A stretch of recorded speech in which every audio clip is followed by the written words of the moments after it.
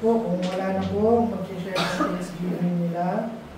Tumayo po tayong lahat. Magbukas po kayo sa akin sa 1 Kings chapter 1. Tumayo tayong lahat bilang paggalang sa salita ng Panginoon. Basahin lamang po natin ang verse 32 hanggang verse 40. Nasa screen din po. Pwede po natin basahin ng salita. Sabi dito, "And King David said, Call me Zadok the priest, and Nathan the prophet, and Benaiah the son of Jehoiada. And they came before the king. The king also said unto them, Take with you the servants of the Lord, and also on my son to ride upon my own wood, and bring him down to Gihon. And let Zadok the priest and Nathan the prophet anoint him there, king over Israel, and blow ye with the trumpet, and say, God save King Solomon.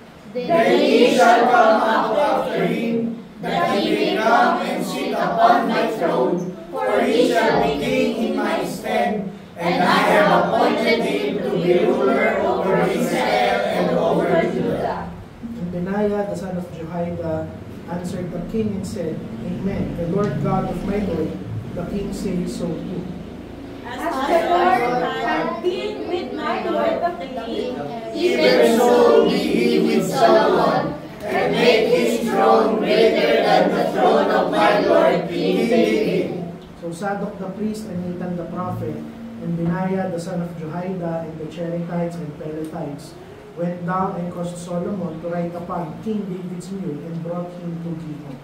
And Zadok the priest took an horn of oil out of the tabernacle, and anointed Solomon. And they blew the trumpet, and all the people said, God save King Solomon. And all the people came up after him, and the people piped with pipes, and rejoiced with great joy, so that the earth rang with the sound of them. Manalangin po tayo. Panginoon, salamat muli sa pagkabasa ng iyong salita. Samahan niyo kami, Panginoon, sa pangalawang mensahe na maririnig namin sa araw na ito. Gawa kayo pa rin ng manguna, mataas at mahayag sa bawat isang salitang lalabas sa aming politiko. Muli, Panginoon, patawad sa aming mga kasalanan. Alam namin hindi kami karapat-dapat o sumamba sa inyong harapan, pero pinapahintulutan niyo po kami. Salamat, Panginoon, sa biyaya nito. In Jesus' name we pray. Amen. Kakaupo na po ang lahat.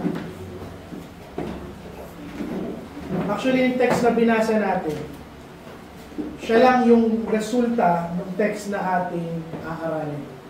Hindi po natin binasa yung actual text na gagamitin natin dito. Pero yun po kasi yung pinaka-highlight ng mga pangyayari dito, ng sinigurado ng ating Panginoon na ang papalit na hari kay David ay ang kanyang anak na si Solomon. Sa ating mga buhay, talagang may mga moment na uncertain tayo. Hindi tayo sigurado, puno ng tensyon, mga oras na kung saan hindi natin alam kung ano yung mangyayari. At nangangamba tayo sa kalalagyan ng ating mga buhay. At sa kingdom ng Israel, ito yung mga panahon na kung saan matanda na at malapit nang mawala si David. Sa kanyang katandaan, nakahiga na lamang si David, nanghihina siya, malapit nang matapos ang kanyang paghahari. At yung trono ng Israel, na matagal ng simbolo ng stability at katapatan ng ating Panginoon, nagiging vulnerable at nangangamba sila kung sino yung papalit kay David. At bago itinayo si Solomon, may isa pang tao na kung saan gustong kumuha ng trono. Isang anak ni David na ang pangalan ay si Adonijah. Si Adonijah, ambisyoso siya. He only served himself. Sarili niya lang ang kanyang pinaglilingkuran.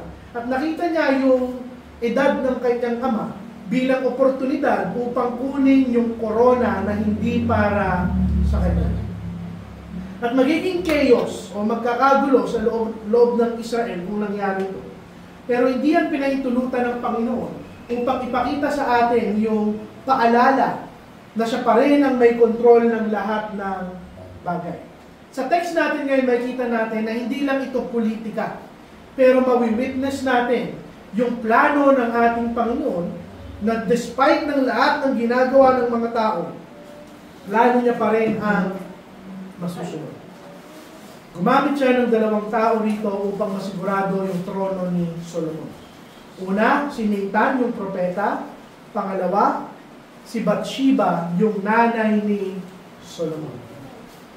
Itong story na ito, nire-remind tayo sa sarili natin mga buhay. Sa mga oras na hindi sigurado yung ating sitwasyon. Sa mga oras na pumapalya yung leadership ng mga kalalakihan. Sa mga oras na kung saan hindi sigurado yung ating future, tuloy pa rin yung paglaganap ng plano ng Panginoon sa buhay ng bawat isa.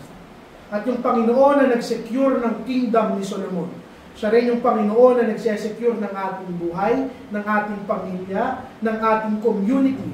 At ngayon makikita natin yung turo na gustong ibigay sa atin ng ating Panginoon.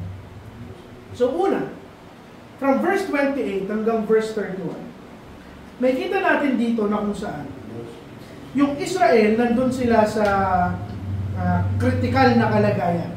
Si David, yung man after God's own heart, matanda na siya, mahina na siya, malapit na siyang mawala. At imbis maging swabe yung transition ng leadership from David to Solomon, pumasok nga ngayon si Adonijah, yung anak ni David, na gustong kunin yung trono ng kanyang ama.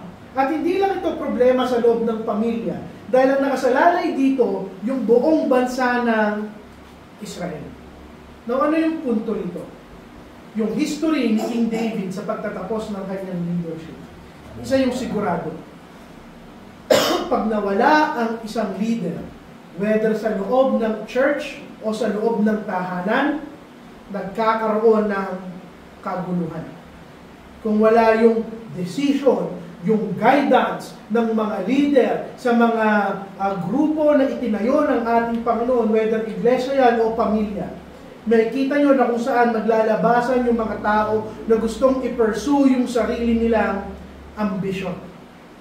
And this could be in a church level or a family level. Pero hanggat walang lalaki na tumatayong matatag, na may tamang spiritual guidance at committed siya na i-lead yung mga taong inilagay sa kanya ng Panginoon, there will be chaos in any congregation. At ngayon yung Israel, nandun sila sa panahon na hindi sila sigurado. Simply because nagsisimula ng mag-falter yung leadership ni David. Now, there is a danger kapag kulang ang leadership. May kita natin dito na kung saan hina-highlight yung masamang ambisyon ni Adonijah. Sa verse 28, ang sabi doon, Adonijah, the son of Haggith, exalted himself, saying, I will be king. Gusto na ni Adonijah na kunin ang isang bagay na hindi para sa kanya. Ano yung punto? Kung walang matinong leadership sa isang congregation, magkakaroon ng power struggle. Whether it's in the church or in the family. Kapag hindi tumatayo ng tama, nagiging passive, nagiging absent, yung mga kalalakihan na dapat nangunguna sa loob ng iglesia at pamilya, nawawala yung matinong leadership at kinukuha ito ng mga tao na kung saan hindi dapat maging isang leader. And this teaches us a vital principle na yung order ng Panginoon necessary yan for leadership, sa stability. Kung bakit inilagay yung mga tatay upang manguna sa loob ng kanilang tahanan, yung mga pastor at kalalakihan sa loob ng isang iglesia, hindi dahil sexist ang ating Panginoon, hindi. Because our God is a God of order. Ipinapakita dito ng Panginoon, kahit isang buong bansa magsasuffer kung wala yung presensya ng kanilang leader. At yung vacant throne dito, hindi lang ito patungkol sa mga hari. Patungkol ito sa order at structure na inilagay ng Panginoon sa pamumuno upang magkaroon ng kaayusan, ng guidance at ng proteksyon, whether sa church or sa loob ng ating pamilya. Now, ano yung application nito? Sabi ng asawa ko, may nagturo na sa akin yan dati. Napaka-historical. Dapat may application tayo. At hindi mawawala yung application. We must recognize the need for godly leadership. So bilang mga miyembro, o bilang mga asawa, o mga anak, o kapatid, You pray for your leaders. Whether it's your pastor, o yung tatay nyo, o yung mga asawa nyong lalaki, you pray for your leaders. Dahil katulad ng kaharian ng Israel, we will face uncertainty kung wala yung mga lalaki na itinayo ng ating Panginoon.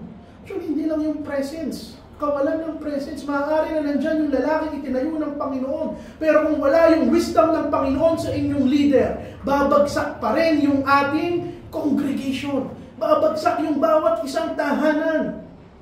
Intercede for the men in authority. Ipinalangin nyo yung inyong mga ama, yung inyong mga asawang lalaki, yung inyong mga pastor at preacher at leader. Ipanalangin nyo sa Panginoon na bigyan sila ng guidance, proteksyonan ng kanilang mga puso sa pride at selfish ambition na hindi sila maging katulad ni Adonijah. Pero hindi lang yun. Our church, our Christian family should be alert to danger. Ma-recognize natin yung kawalan ng isang matinong leadership. Do not be afraid to call out anyone. Pansinin nyo at bantayan nyo yung leadership ng inyong mga pastor at inyong mga asawang lalaki.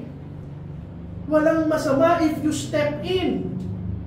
Hindi para kunin yung leadership sa kanila, pero maging katuwang nila sa paglilid ng tama sa mga taong ipinaubaya sa kanila ng ating Panginoon.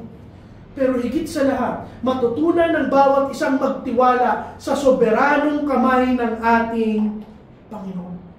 Because even in the midst of uncertainty, sa kawalan ng leader ng bayan ng Israel, mawala man si David, God is in control. Amen.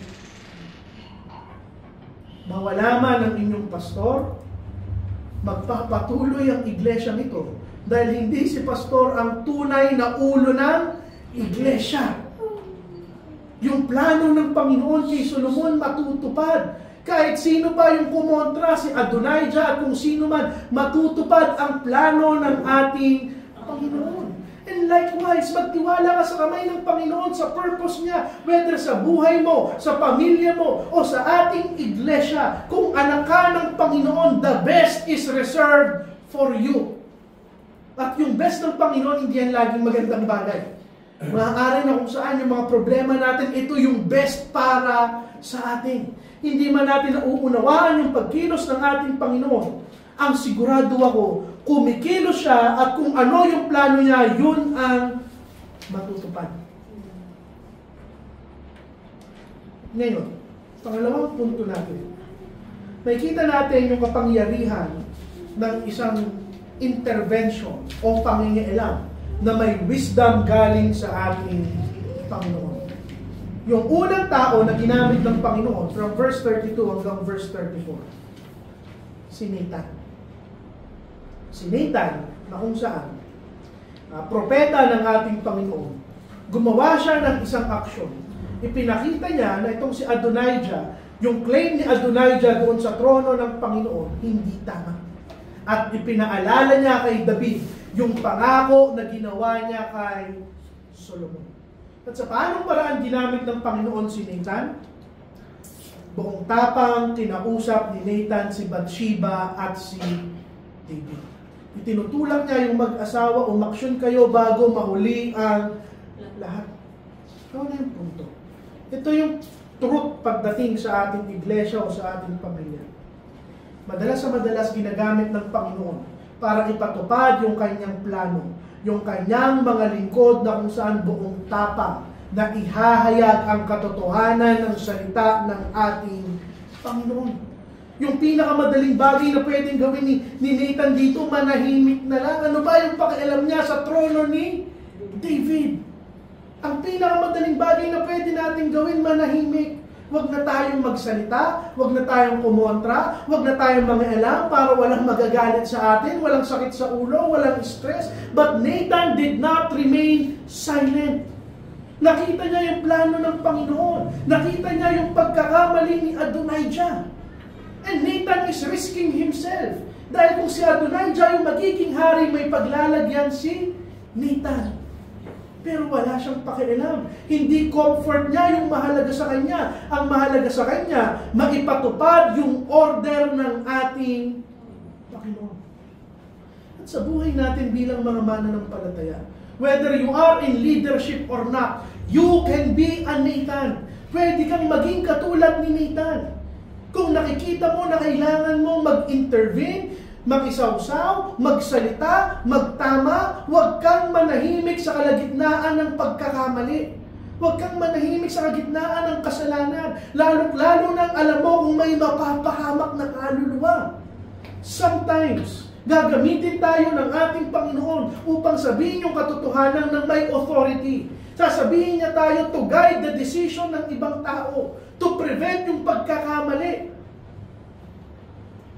Madalas takot ang mga Kristiyanong magsalita. Bakit? Sisirain ko yung unity.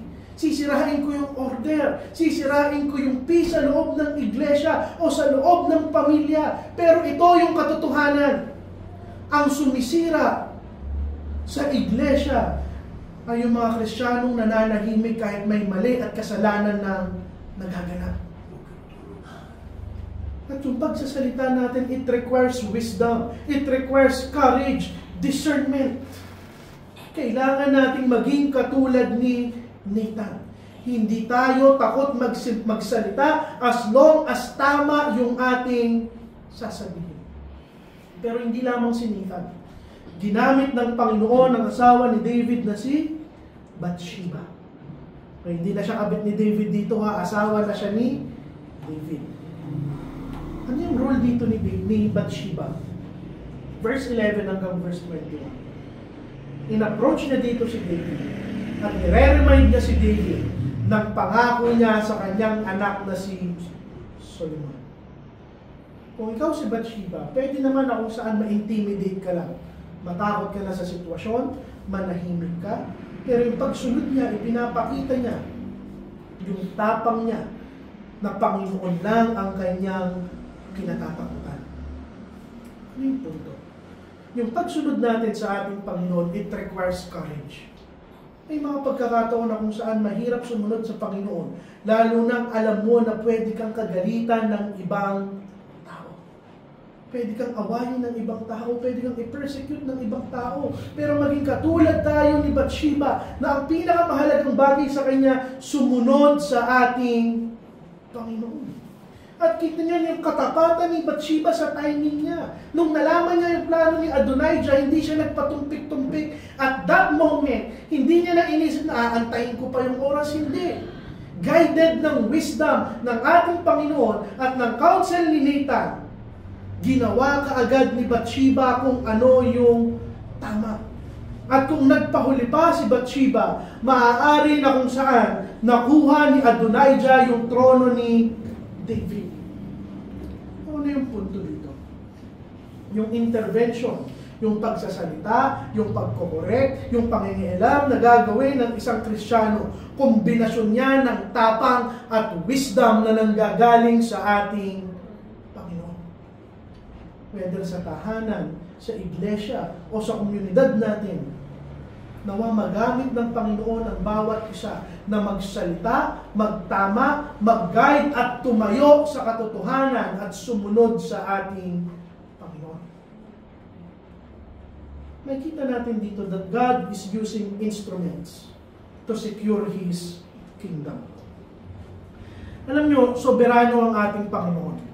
Pero hindi dahil natutupad yung plano niya, dahil soberano siya, ay wala na tayong responsibilidad bilang mga tao. Marami ang nag-iisip na kung saan, kahit naman anong mangyari, matutupad yung plano ng Panginoon. Kahit hindi ako kumilos, matutupad yung plano ng ating Panginoon. And that is true. Perfect ang plano ng Panginoon, pero kung titignan nyo, yung mga lingkod niya, ang ginamit niya upang matupad ang kanyang plano. Hindi tinatanggal ng Panginoon yung responsibilidad natin. Si Nathan at si Bathsheba yung ginamit na instrumento ng ating Panginoon. Yung wisdom nila, yung tapang nila, yung timing nila. Critical yon upang masecure ni Solomon ang kanyang trono. Ano yung punto? Maging alerto tayo sa pagkilos ng kamay ng ating Panginoon. Sometimes tatawagin ng Panginoon yung mga ordinaryong tao para simulan yung kanyang gawain. You step in with wisdom. You step in with humility. Dahil kahit mag-intervene tayo, magtama tayo, magsalita tayo ng tama, kinakailangan pa rin yung puso at purpose na aligned sa ating Panginoon. Higit sa lahat, kung ano man yan, magtiwala tayo sa resulta na Panginoon ang may hawak ng lahat ng bagay. Amen. Ano yung punto ko? Pag nakita ka ng isang dam, alam mo yung dam, yung tumitigil sa baha at sa tubig, at nakita mo na kung saan nagka-crack, hindi pwede na kung saan, mananatili ka na lang dyan at sasabihin mo, Panginoon, bahala ka na. Hindi. Kikilos ka, tatapalan mo yun, at saka mo sasabihin, Panginoon, ikaw na ang bahala. Ano yung punto? Soberano ang Panginoon. Pero hindi niya tinatanggal yung responsibilidad ng kanyang mga anak at kanyang mga lingkod na kumilos. Ano yung practical application nito? We must intervene wisely. Magsalita ka, kumilos ka na naaayon sa kagustuhan ng ating Panginoon. Na-align sa salita ng ating Panginoon. Pangalawa, maging matapang ka. Huwag kang matakot. Nakakahiya na kung saan makakakita ka ng isang Kristiyano, takot. Matakot ka kung mali yung ipinaglalaban mo. Matakot ka kung mali yung itinatayuan mo. Pero katulad ni Nathan at ni Bathsheba, kung alam mong ito yung purpose ng Panginoon, tumindig ka, tumayo ka, magsalita ka. And you cooperate sa plan ng ating Panginoon. Recognize na kung saan talagang gagamitin ng Panginoon yung pinaka-ordinaryong tao. Huwag mong isipin na kung saan ordinaryo lang ako Panginoon eh. Hindi naman ako leader, hindi naman ako preacher, hindi naman ako pastor. Tandaan mo si Bathsheba, babae lang siya sa kanilang kapanahunan. Hindi pa nga siya yung original na asawa ni David. Concubine lang si Bathsheba. Pero ang punto, God uses the most ordinary people in the most extraordinary way. Pagdating sa 41 hanggang 53, makikita natin dito yung pag-establish ng Panginoon sa kingdom ni Solomon. From verse 41 hanggang verse 43, dito na publicly kinilala bilang hari ng Israel si Solomon. Inanoint siya ng mga tao, nagkaroon ng celebration, tumugtog sila sa kanilang mga pipes, at officially in-endorse siya ni David, ito na ang sunod na hari sa akin. Hindi na ako hari. Now, bakit mahalaga yung public declaration na ihayag talaga sa publiko na si Solomon na ang sunod na hari? Para malinaw na kung saan, hindi lang sa loob ng kanilang pamilya, pero pinapakita that Solomon now is God's appointed leader. At yung pinakamaganda rito, kung bakit publicly ito ginawa ng ating Panginoon. Tandaan nyo, yung anointing ni David, hindi public yun ha. Si Saul public, pero nung si David, dahil inahunting siya ni Saul, hindi publicly inanoint ni Samuel si David. Pero ito bakit public? Para ipakita ng Panginoon, lalo na kay Adonijah, na walang tao, walang pagpaplano, scheme ng tao ang sisira sa plano ng ating Panginoon. Totoo yung ambisyon ni Adonijah. Dangerous yung ambisyon ni Adonijah, pero nung sabi niya, laging magpre-prevail yung plano ng Panginoon. At sino yung gagamitin niya? Yung mga lingkod niya ang handang sumunod sa Kanya. This reminds us na yung plano ng Panginoon, hindi to private, it is public. Nakikita to ng mga tao. Nakikita to sa pagbabago ng pamumuhay ng mga pamilya, ng iglesia, ng mga komunidad. Na walang aplikasyon nito sa atin, magtiwala tayo sa timing at pagkilos ng ating Panginoon. Hindi man natin alam kung ano yung mangyayari. Ano sabi sa kanta? I know who holds tomorrow. Alam ko kung sino yung may hawak ng kinabukasan. Marami mang problema, kaaway, kalaban, mga taong galit sa mga Kristiyano. Magmukha mang nananalo ang mundo. God will secure His kingdom for His people. Amen. At kung paano sinigurado ng Panginoon yung kingship at kingdom ni Solomon, sinesecure ng Panginoon yung plano niya sa inyong buhay, sa inyong pamilya, at sa ating iglesia. Verse 46, ano yung response ng mga tao? Nagdiwang sila, nagsaya sila, nag-celebrate sila, ni-recognize nila si Solomon. They celebrated yung pagpili ng Panginoon kay Solomon. At ano yung naging resulta nito? Yung tensyon na nararamdaman ng Israel doon sa rebelyon ni Adonijah, napalitan ng pagkakaisa at kapayapaan. Ano yung punto? Kapag in-honor natin yung will ng Panginoon, ito yung magdadala ng unity sa tahanan at sa iglesia. Kung makakita ka ng division sa loob ng tahanan, division sa loob ng isang iglesia, isa lang yung ibig sabihin niya. There are people who don't honor God. At kapag ni-recognize yung isang godly leadership at sinuportahan niya ng mga taong nakailalim sa kanya, katulad ng Israel kay Solomon, dito mag-i-stabilize ang pamilya at iglesia. Ito yung panawagan, wives, children. Kung nakikita nyo yung godly leadership sa loob ng isang tahanan, support it. Church, as long as nakikita nyo yung matinong leadership ng mga kalalakihan sa loob ng ating iglesia, support it. Dito manggagaling yung stability ng ating tahanan at ng iglesia. Ano yung application niya? We must honor God's appointed leaders. Bigay natin yung respeto at suporta sa kanila. Yung mga lalaki na inilagay sa inyo ng Panginoon sa tahanan, sa iglesia at sa society. We must promote unity. Katulad ng Israel, i-celebrate natin yung affirmation ng pagkilos ng Panginoon sa mga lalaking kanyang itinatayo. At higit sa lahat, magpasalamat tayo na matutupad ang plano ng Panginoon sa buhay ng bawat isa. Sunod. Nakikita natin na sa verse 53 natapos yung 1 Kings na si Solomon ang nakaupo sa trono. Pero hindi yun mangyayari kung hindi nagpagamit sa kanya si Nathan at si Bathsheba. Now, bibigyan ko kayo ng isang illustration para malaman nyo kung anong ibig kong sabihin.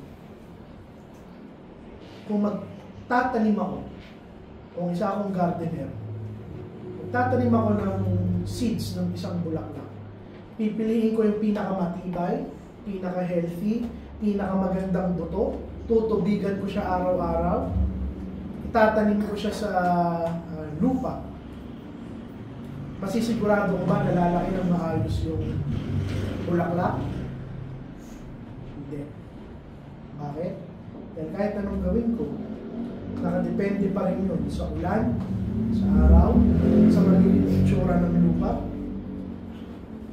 Ang punto ko lang, totoo. God works through human effort. Katulad ni Nathan at ni Bathsheba.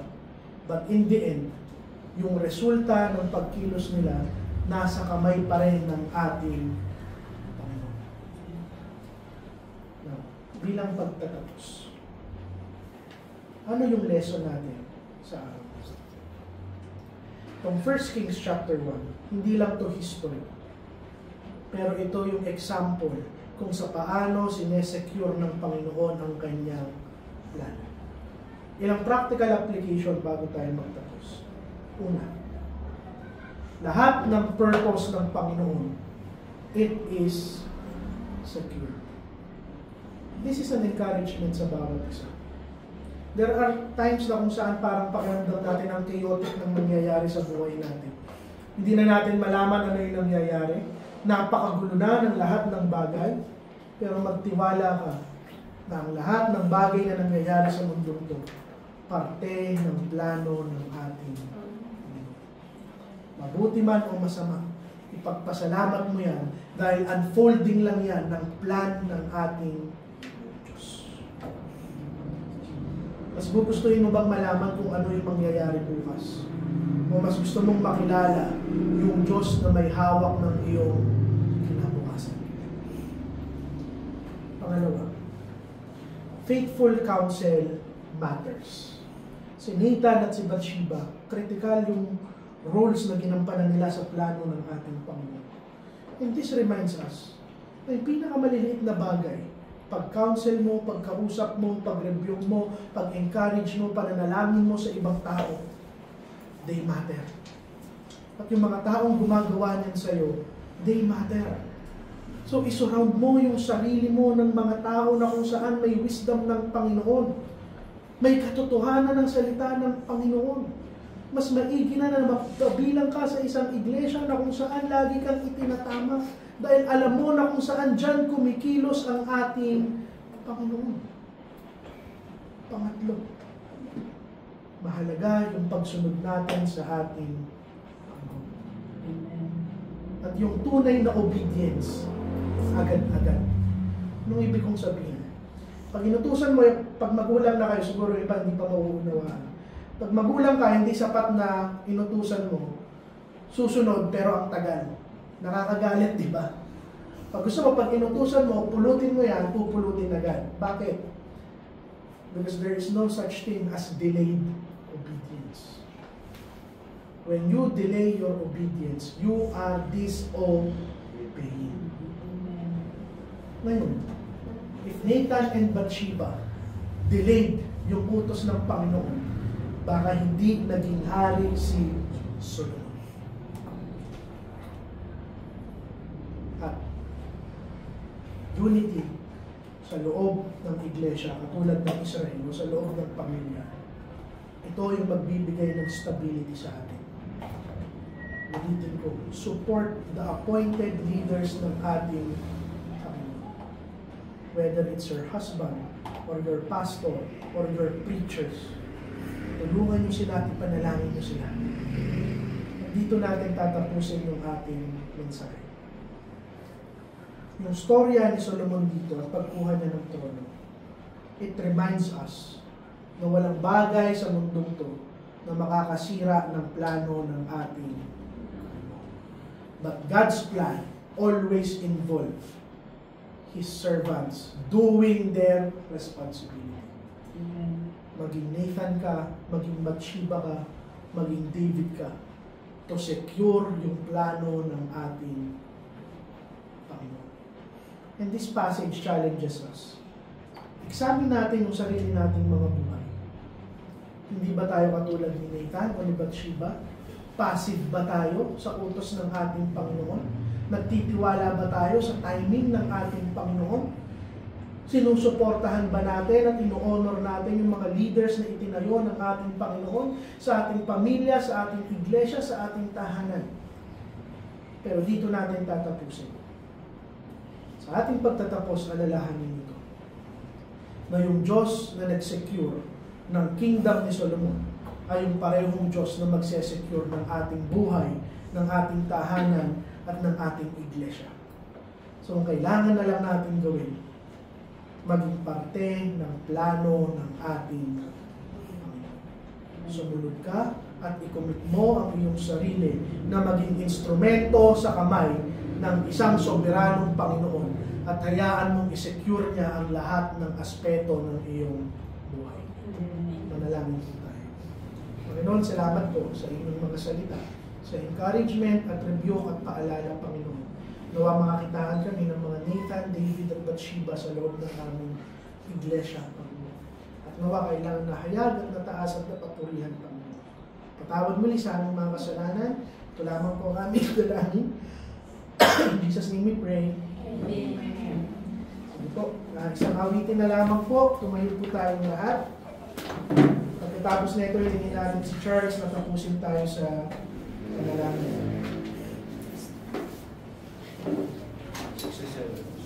67 po, higher ground. Tumayo po tayong lahat, nasa screen din po.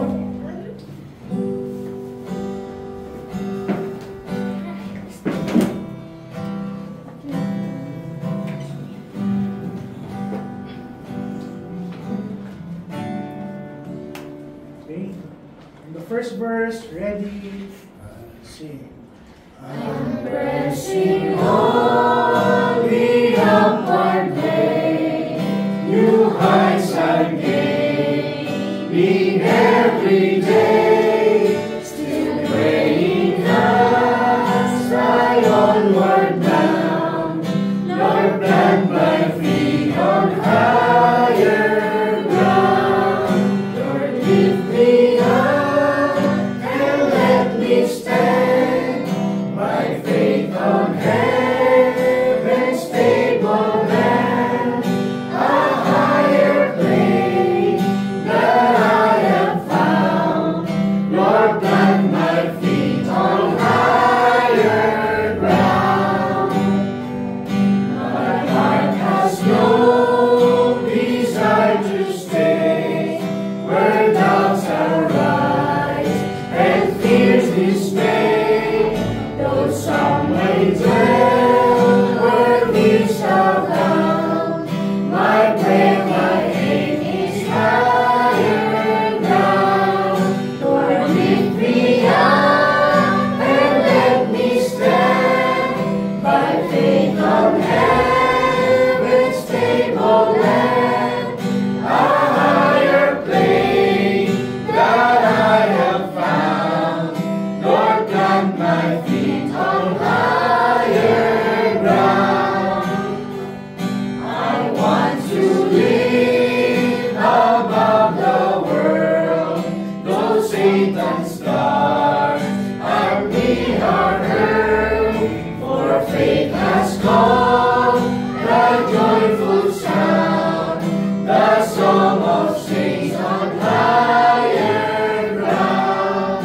Lord, lift me up and let me stand, by faith on heaven's stable land, a higher plane that I have found.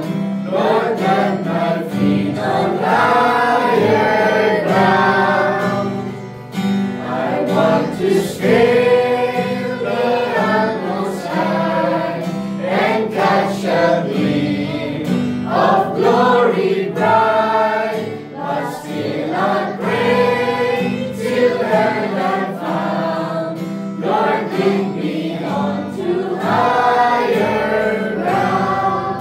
Lord, lift me up and let me stand, by faith on heaven's stable land, a higher place that I have found. Lord, plant my feet on higher ground. Sige po. Let's pray po. Panginoon, maraming salamat po ulit sa araw na to, sa umaga at hapon na ibinigay niyo sa amin para pagpupurihan ang Panginoon. Kailan po ang aming nahayag. Panginoon, natay niyo po kami sa araw-araw namin pamumuhay. Tawarin niyo po kami sa aming mga kasalanan at kukulang. Lang po iniling namin sa pangalan ng Panginoon Kristo.